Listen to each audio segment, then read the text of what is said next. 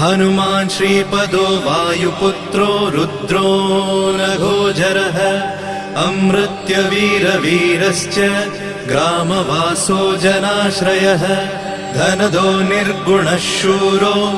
वीरो निधिपतिर्मुनिः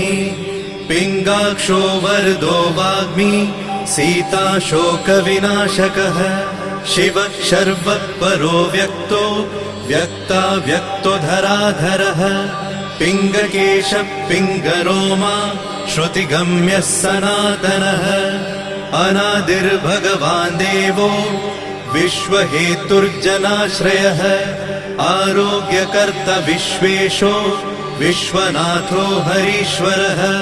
भर्गो रामो रामभक्तः कल्याणप्रकृतिस्थिरः विश्वम्भरो विश्वमूर्तिर्